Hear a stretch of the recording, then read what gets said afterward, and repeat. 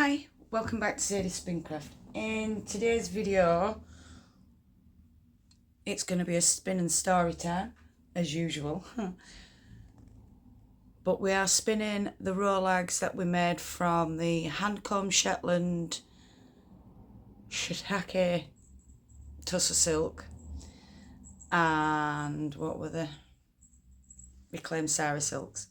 So we will be spinning that one today, and yeah, hope you enjoy chapter 10 because that's what we're on.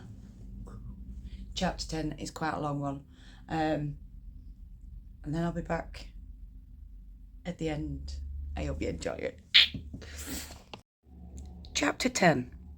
Not expecting an answer, Valak swiveled back to his desk. Ah, well, he had a point. I finished the cold food. When I set the tray aside to go to my room, Valak turned back to me. What would you buy with the money? A list rushed from my mouth, surprising even me. A hairbrush, night clothes, and I'd spent some time at the festival. I wanted night clothes because I was tired of sleeping in my uniform. I didn't dare sleep in my undergarments for fear I'd have to run for my life in the middle of the night. And the annual fire festival was approaching. It was sort of an anniversary for me. It had been during the previous fire festival that I had killed Rayad. Although the commander outlawed all forms of public religion, he encouraged the festivals as a form of boosting morale. Only 2 annual festivals were permitted. I had been in the dungeon during the last ice festival, missing the indoor event where artists and craftsmen display their work. The ice festival was always held during the cold season, when there was nothing to do but huddle by the fire and make crafts. It was a local event, with each town hosting its own festival. The fire festival was a massive carnival that travelled from town to town during the hot season. The festival began in the far north, where the warm weather lasted a few short weeks, and then wound its way south.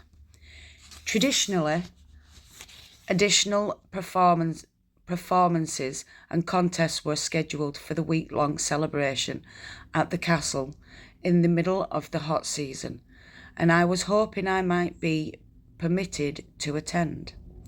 Valak had indicated to me that he would be teaching me additional tasting techniques in the afternoons, but the rest of the time between meals had so far been mine. I had always loved going to the fire festival. Brazil had given the children in his orphanage a small allowance so we could go each year. It had been the most anticipated event at Brazil's manor house. We would practice all year to qualify for the various contests and save every penny possible for the entry fee. Valak's practical voice interrupted my thoughts. You can get some nightclothes from the seamstress Delana. She should have included them with your uniforms. As to the rest, you'll have to make do with what you can find. Valak's words brought home the realities of my life, meaning fire festivals were not included. I might get a chance to see the festival, but I wouldn't be able to sample the spicy chicken steaks or taste the wine. Sighing, I picked up my journal and went into my room. A dry, warm breeze caressed my face. I cleaned the rest of the dust, but I only wiped away half of Marg's message. She had been writing away. The noose did wait for me. A normal life was not in my future. Her message would serve as a reminder to me to not get too comfortable. I was either going to screw up and be replaced as the food taster, or I was going to foil an assassin attempt with my own death. I might not technically die from a broken neck, but the haunting image of an empty noose would always plague me. The next morning I hovered outside Delana's workroom. She sat in a small patch of sunlight, humming and sewing. Her golden curls gleamed. Unwilling to disturb her, I turned to go. "Yelena!" she called. I stepped back into view. "My goodness, girl, just come in. You're always welcome." Delana put her sewing down and patted the chair next to her. When I joined her in the sunlight, she exclaimed, "You're as thin as my finest thread. Sit. Let me get you something to eat." My protest didn't stop her from bringing me a large slice of buttered bread. My Rand sends me a steaming loaf of honey bread every morning. Her light brown eyes glowed with affection. I knew she would stand over me until I took a bite. Not wanting to hurt her feelings, I suppressed my desire to taste the bread for poisons. Only when my mouth was full was she satisfied. "How can I help you?" she asked. Between bites, I asked about nightclothes. "My goodness, how could I have forgotten? You poor dear." She bustled around the room, assembling quite a collection. "Delana," I said to stop her. "I only need a few things.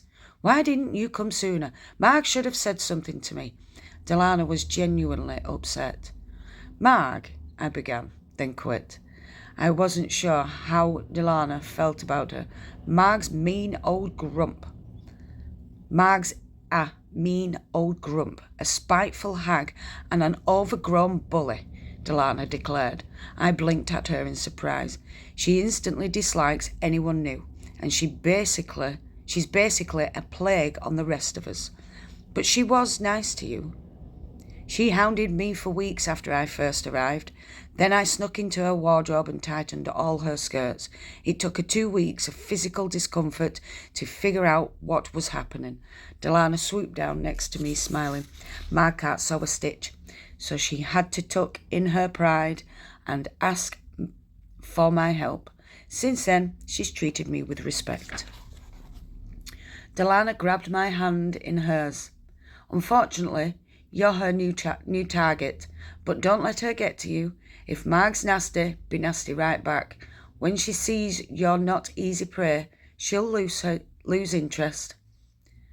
I had trouble believing that this lovely woman was capable of such underhandedness, but her smile held a glimmer of mischief. She draped a pile of nightclothes over my arms and added an array of brightly coloured ribbons.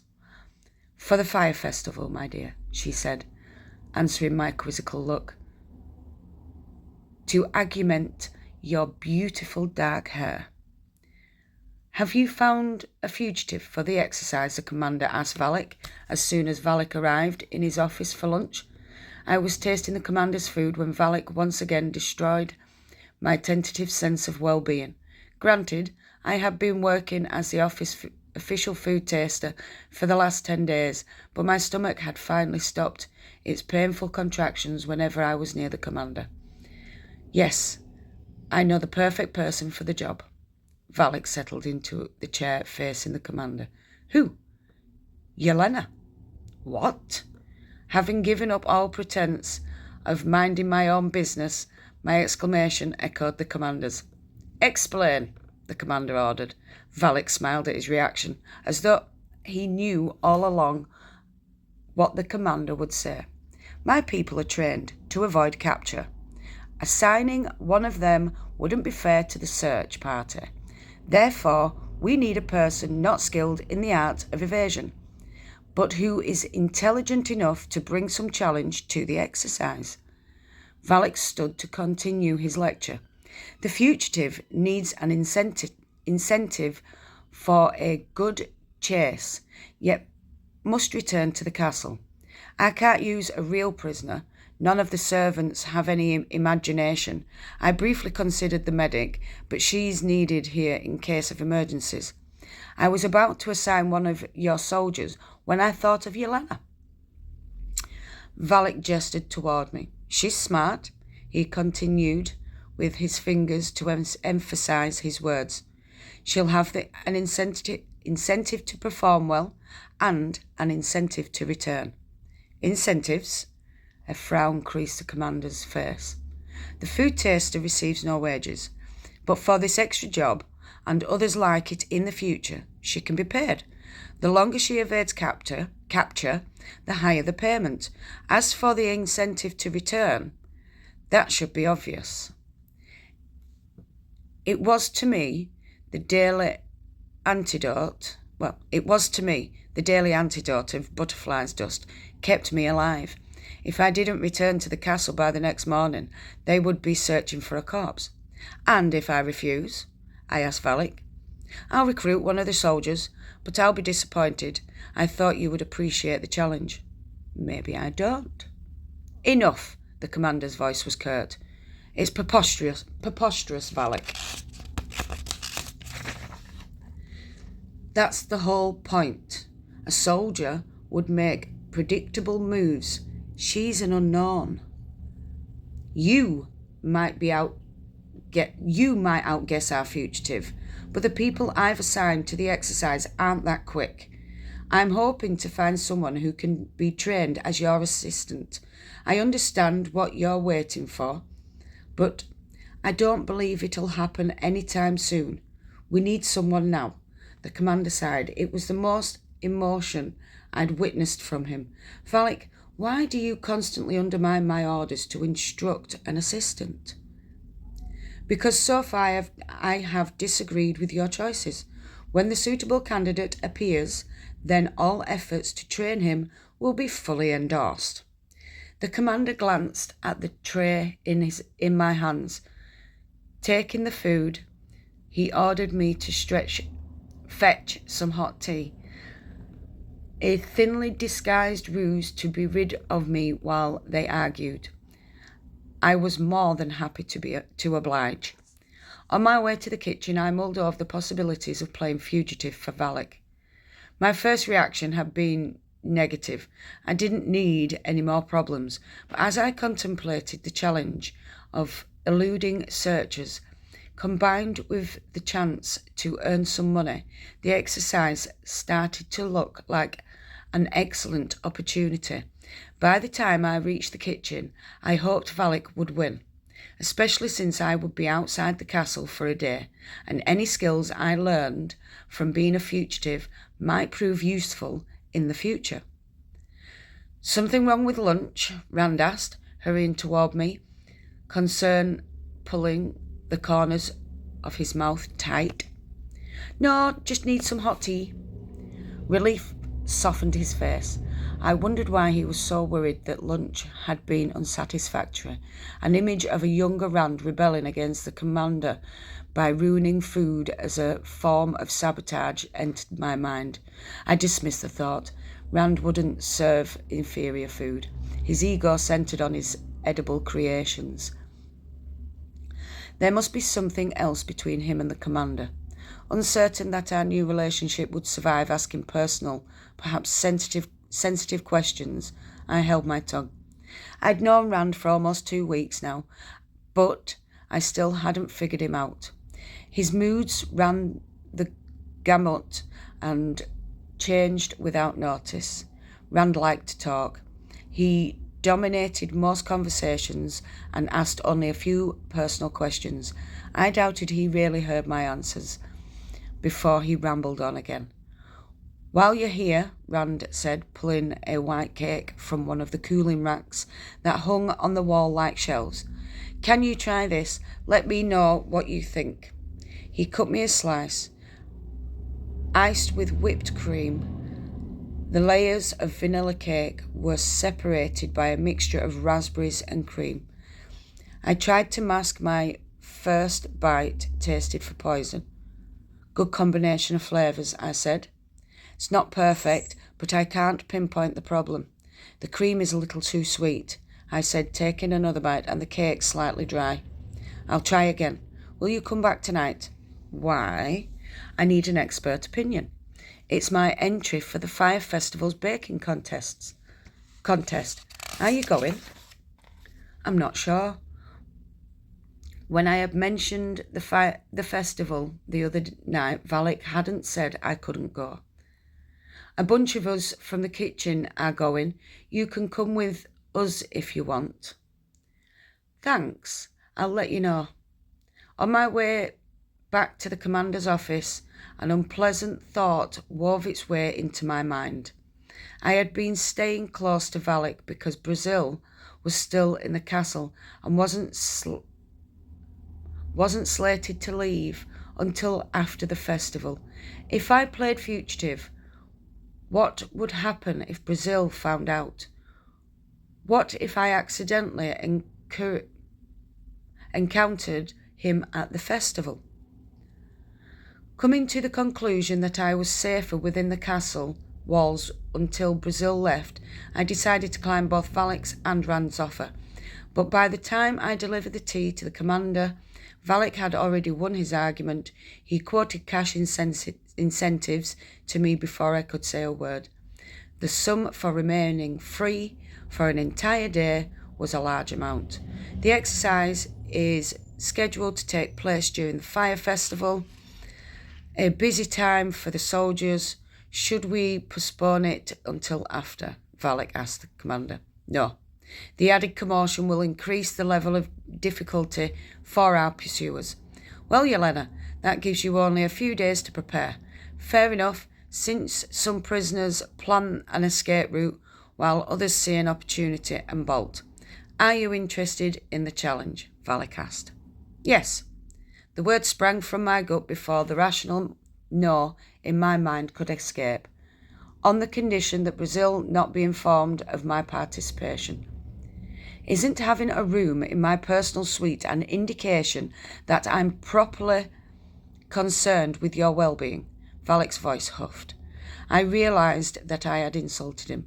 When I had offended Rand, I quickly tried to make amends. With Valak, I tried to think of another comment to annoy him further, but I couldn't produce one that quick. Speaking of Brazil, the commander interrupted, he gave me a gift, a new dessert that his chef invented. He thought I might like it. Commander Ambrose showed us a wooden box full of thick brown squares stacked on top of each other like tiles. They were both smooth and shiny, but the edges looked as if they had been cut with a dull knife, ragged and shedding brown flakes. Valak picked up a piece and sniffed it. I hope you didn't try any. It's too blatant, even for Brazil, to be poisoned. But no, I didn't. Valak handed the container to me. Yelena, take some pieces out at random and taste them. I sorted through the squares and selected 4. They were each about the size of my thumbnail, and all 4 fit on the palm of my hand. If I hadn't been told they were a dessert, I'd probably have guessed they were pieces of brown candle wax. My fingernail left an impression on the top, and my fingertips felt slightly greasy after handling them. I hesitated. These were from Brazil, and I didn't remember his cook being especially inventive. I shrugged off my trepidation and had no choice. Thinking wax, I anticipated tasting wax. I bit into the hard cube, expecting it to crumble between my teeth. It must have been the expression on my face that caused the commander to rise, because I didn't say a word. The sensation in my mouth had me enraptured. Instead of crumbling, the dessert melted, coating my tongue with a cascade of flavour. Sweet, bitter, nutty, and fruity tastes followed one another. Just when I thought I could say it was one, I would taste them all again. This was unlike anything I had ever encountered. Before I knew it, all 4 cubes were gone. I longed for more. Unbelievable. What is it? Valak and the commander exchanged puzzled looks. The commander said Brazil called it Crillo. Why? Is there poison in it? No poisons. It's just the proper words to describe it failed me. Try it was all I could manage. I watched the commander's face as he bit into one of the squares. His eyes widened, his eyebrows arched in surprise. His tongue dashed along his lips and teeth as he tried to suck all the remaining flavour from them. He grabbed another piece. It's sweet. Different. But I don't taste anything unbelievable about it, Valak said, wiping the brown flakes from his hands. It was my turn to exchange looks with the commander. Unlike Valak, he had an appreciation for fine cuisine. He recognised excellence when he tasted it. I'll bet that little rat won't last an hour, Marg's muffled voice said through the kitchen door. I had been about to enter when I heard her. I'll give 50 to 1 to anyone stupid enough to think the rat'll last the day, and 100 to 1 to the sucker who thinks she won't be caught. After Marg called the odds, the room erupted with sounds of betting. I'd listened with growing horror. Marg couldn't be talking about me. Why would Valak tell Marg about my exercise? It'd be all over the castle by tomorrow. Brazil would find out. I'll bet a month's wages that Yelena stays free all day. Rand's voice boomed out. The rest of the kitchen staff grew quiet. My emotions seesawed from betrayal to pride. They were betting on me, and I couldn't believe Rand had bet a month's wages. He had more confidence in me than I did in myself. I tended to agree with Marg on this one. Marg's laughter echoed on the tiled walls. You've been in the kitchen too long, Rand. The heat's cooked your brain to mush. I think you're starting to like that little rat. Better lock up your knives when she's here, or she may. All right, that's enough, Rand said. Dinner's over. Everyone out of my kitchen. I moved down the hallway and out of sight. Since I had promised Rand I would taste his cake, I looped back to the kitchen after everyone had gone. Rand was sitting at one of the tables chopping nuts. There was a slice of his raspberry and cream cake on the table. He pushed the plate towards me. I tasted it much better. The cake is incredibly moist. What's different? I asked. I added pudding to the batter. Rand was unusually quiet. He didn't mention the betting. I wasn't going to ask. He finished chopping the nuts. After cleaning up, he said I better get some sleep. We're going to the festival tomorrow night. Are you coming? Who's going? I stalled. I hated to miss out on the first night of the festival. Hated to let Brazil ruin the only fun I'd have. Although if Marg was going as well, I'd stay with the original decision. Porter, Sammy, Lisa, and maybe Delana. Rand's tired eyes lit up ever so slightly when he said Delana's name. Why? When are you leaving? Again, my heart was ready to overrule the logical and safe choice. After dinner. It's the only time everyone is free. The commander always orders an easy meal for the first night of festival, so the kitchen staff can leave early. If you want to come, just meet us here tomorrow. Rand headed to his rooms, which were adjacent to the kitchen, and I went back to Valak's suite. The dark apartment was empty. Locking the door, I groped around and found some flint. As I lit the lanterns, I passed by Valak's desk and noticed a piece of paper lying on top. Glancing around to make sure Valak wasn't hiding in the shadows, I looked at the sheet. Names had been written on it and then scratched out. My name had been circled. Underneath that I could make a perfect fugitive for the exercise. This was probably how Marg had known. I remembered seeing her reading papers in Valak's office before. Depending on how long these papers had been here, she could have known for a while. That woman was going to get me killed. If I survived long enough, I'd have to face her. Unfortunately, it would have to wait until after I played fugitive for Valak. As for my escape plan, I searched through Valak's piles of books. I remembered seeing some appropriate titles and I was rewarded by finding 2 on the techniques of pursuit and 1 on the best ways to elude capture. Nobody said I couldn't do a little research. Borrowing Valik's text, I took the lantern and retired to my room. I studied the books until my vision blurred with fatigue. Changing into my new nightclothes, I extinguished the lantern and collapsed into bed. I was jolted awake by the frightening awareness that someone was in my room. Instant sweat-soaked fear gripped me. A black shape loomed over me. Yanked out of bed, I slammed into the wall. 1, 2, 3 gasps passed. Nothing more happened. The assault had stopped, but I remained pinned. My eyes adjusted to the dark. I recognised my attacker's face. Valik. And that's the end of chapter 10. Ooh, I hope you all enjoyed that.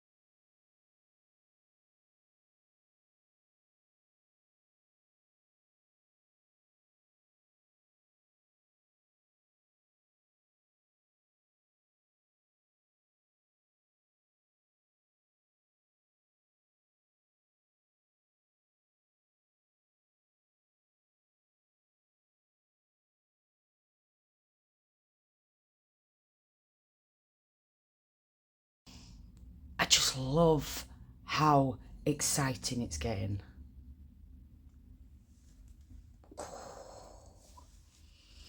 Anyway, chapter 11 next.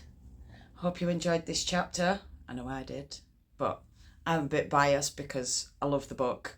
So we'll leave that at that.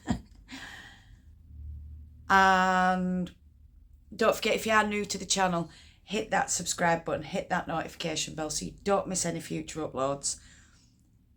No matter where you are in the world, whether it's morning, afternoon, evening or night time, I want you to do what you love doing. Love and hugs to all you fantastic people out there, and I'll definitely see you all again soon. Goodbye, my beautifuls. Mwah.